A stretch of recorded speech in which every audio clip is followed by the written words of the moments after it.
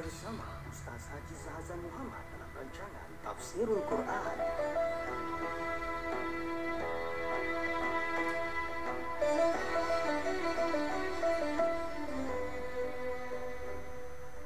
Assalamualaikum warahmatullahi wabarakatuh. Innal hamdalillah nahmaduhu wa nasta'inuhu wa nastaghfiruh wa na'udzu billahi min shururi anfusina wa min sayyiati a'malina. Man yahdihillahu fala mudilla lahu wa man yudlil fala hadiya lahu. Ashhadu an la ilaha illallah wahdahu la syarika lahu wa ashhadu anna Muhammadan 'abduhu wa rasuluh. Ya ayyuhalladzina amanu taqullaha haqqa tuqatih wa la tamutunna illa wa antum muslimun. يا أيها الناس اتقوا ربكم الذي خلقكم من نفس واحدة وخلق منها زوجها وبث منهما رجالا كثيرا ونساء واتقوا الله الذي تساءلون به والأرحام إن الله كان عليكم رقيبا يا أيها الذين آمنوا اتقوا الله وقولوا قولا سديدا يصلح لكم أعمالكم ويغفر لكم ذنوبكم ومن يطع الله ورسوله فقد فاز فوزا عظيما. أما بعد. Saudara Nabi bersama Hadi Syahudin, saya pendengar yang dirahmati Allah sekalian. Alhamdulillah, syukur kita kepada Allah Subhanahu Wa Taala. Dengan limpah kurnia dapat kita menyambung kembali kuliah tafsir ini dan kita memasuki surah Al-Ahqaf pada 6 ayat yang awal. Kita menyambung kembali bincangan pada ayat keempat, 5 dan 6, iaitu firman Allah Subhanahu Wa Taala. A'udzu billahi minasyaitonir rajim.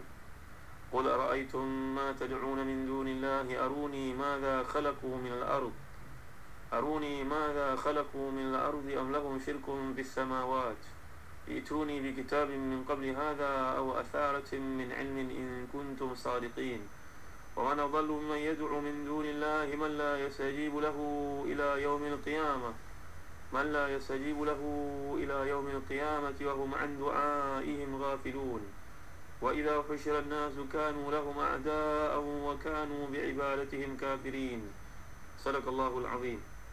Katakanlah, terangkanlah kepadaku tentang apa yang kamu sembah selain Allah. Perlihatkanlah kepadaku apa yang telah mereka ciptakan dari bumi ini. Atau apakah mereka bersyarikat dengan Allah dalam penciptaan langit.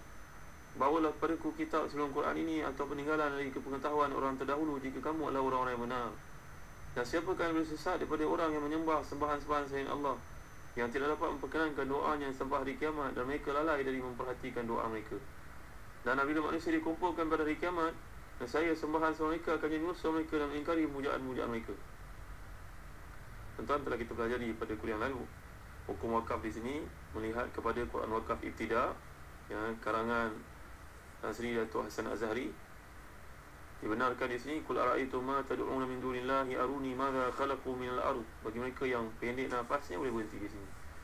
Tapi panduannya mesti ambil semula daripada aruni madza khalaqu minal ardi am lahum syirkun fis samawat. Itu juga pada ayat kelima, wa man adallu mimman yad'u min dunillahi man la yastajibu lahu ila yaumil qiyamah. Nak ambil semula tak boleh ambil wa hum an du'aihim ghafilun. Ambil semula daripada sebelumnya, man la yastajibu lahu ila yaumil qiyamati wa hum an du'aihim ghafilun. Belajar ya tuan-tuan, hukum wakaf ibtida' ni satu kaedah yang mudah dipahami melalui Quran Wakaf Ibtida'.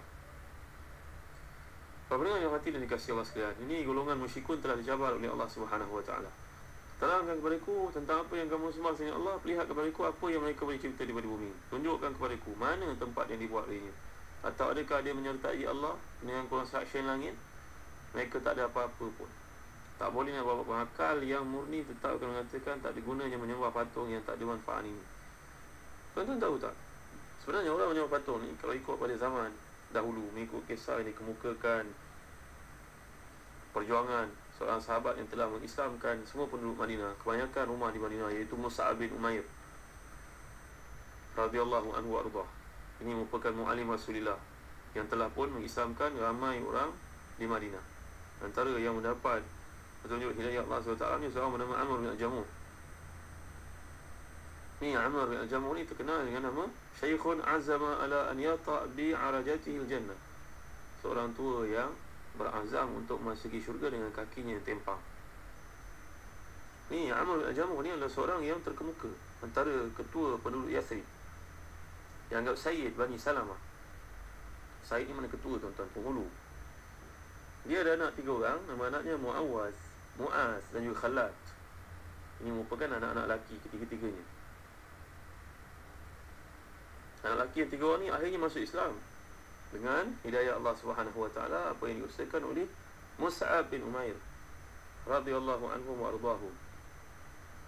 Ni anak-anak Amr bin Al-Jamuh yang 3 orang mengetahui sangat tentang ayahnya yang amat menyayangi patung mana mim nun alif ta marbuta.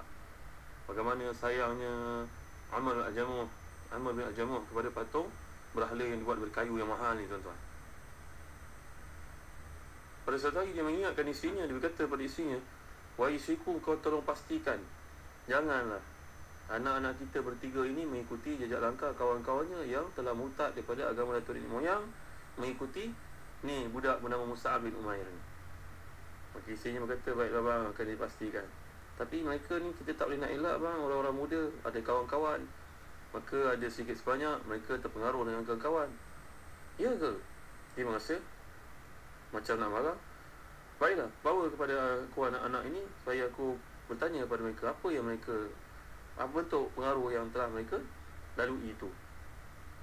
Maka isinya, tuan-tuan dan hati yang dikasihi sekalian, usahakan untuk datangkan anaknya. Maka memang benar anaknya kata, "Betul Bapak, kita ada hafal lah beberapa yang dipelajari bersama-sama dengan kawan."